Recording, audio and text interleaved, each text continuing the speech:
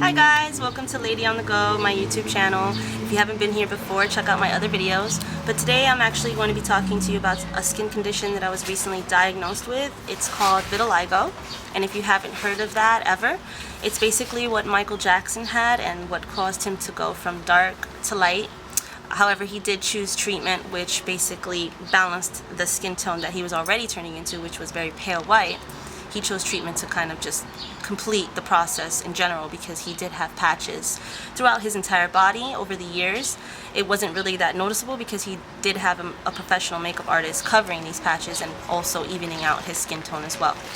So that's basically what he had and what I have, and what many others have. At least 1% to 2% of the world population that I've read have this. Now, if you haven't noticed already, I have one white patch here and one white patch here. So that indicates that I have vitiligo. What's interesting about this is that I have the most common type of vitiligo, which is symmetrical is what they call it. So basically, a person who has symmetrical vitiligo, you can have a spot here and a spot here, and it usually looks the same size, and same places on both sides of the body or face. So that's what I have. Now, there are a lot of facts about vitiligo that I can share with you. One of the most important ones I would say is that vitiligo can affect anyone. That means any gender, any sex, any race, anywhere in the world, and it doesn't matter how well you take care of yourself or how healthy you eat or take care of your skin. If you get vitiligo, that's just what it is. It's nothing that you really did wrong, but of course still take precautions when you're in the sun, and still wear sunblock and just do things that you normally would do anyway to protect yourself. However, you can't really prevent it. It's something that just occurs, and like I said, it is what it is.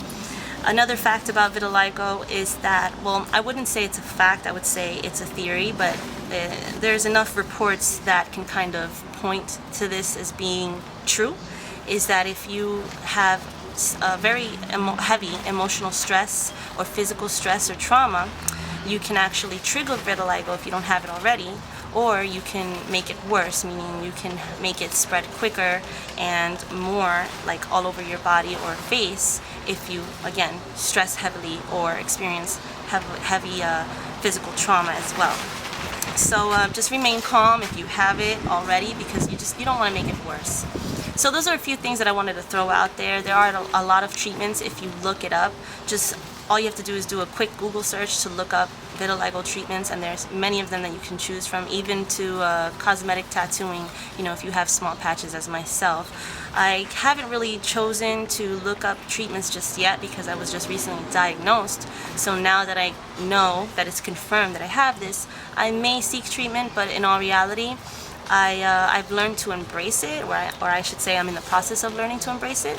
So this is sort of what I also wanted to get into, which is some pieces of advice with vitiligo. The number one thing you should do is not become a hermit, meaning, continue being yourself, continue living the life that you were living and doing the things that you did. Don't feel like you have to stay inside or stuff like that just because, sorry, I'm doing this outside by the way. But don't feel like you have to stay inside or just, change your habits or anything like that just because you have it. If people don't accept you for the way you are, then they don't really belong in your life to begin with. So another thing that I wanted to say is if you do feel uncomfortable and you're not ready to just, go all out and let it be shown on your body or your face, if you have it, then just use makeup. One thing that I used before I got diagnosed was Dermablend, and this is not, by the way, a promotion for them or anything like that. It's the truth. I used other products like CoverGirl and I think Maybelline at one point when these spots were first appearing, and they were smaller at the time, but I still wanted to cover them because I was embarrassed at the time. So I found out about Dermablend, and when I tried it, that was actually the best thing that I had ever tried. It covered it completely, and for the most part, people that didn't know I had it, they never even saw a difference. They wouldn't know that I had this at all. Now, the reason that I haven't been using it lately is, number one, I figured why not just start to show it off and get used to it being seen by others. And another reason is because I wasn't able to find my, I would say, summer shade from Dermablend. Sorry guys. However, I decided, well, I guess that's a good thing because that just gives me more reason to not cover it at all. So that's what I chose to do. My third point is to embrace it, as I said earlier.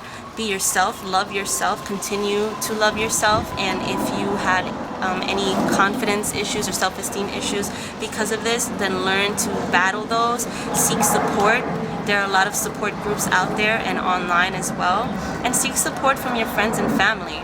The best way to sometimes deal with something like this is to talk about it the way I am with you right now, sharing it, and just being open about it. So if you see someone staring at you and you kind of see it in their eyes that they're curious about what's on your face or wherever it is, go right out and say, oh, does this bother you? Is this whatever? And if they say no, I just, I'm not sure what it is. I was just kind of curious. I didn't know how to ask you.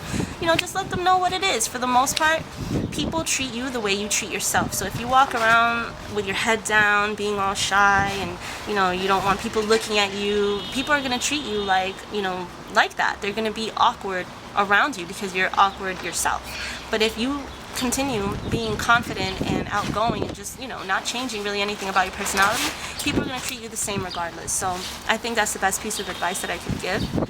If there is anything else that you want to add, maybe you want to give me some more information to also make another video about, please leave some comments or suggestions in the comment box below.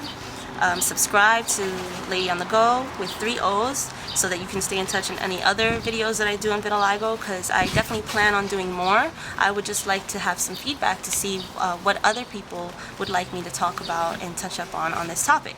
So again, please subscribe to the channel. You can also find me on Twitter, Instagram, and Tumblr at LadyOnTheGooo with 3 O's, and have a blessed day. And if you have vitiligo, please, once again, love yourself and don't worry about it. Just be stress-free, because that's the way to be. Bye.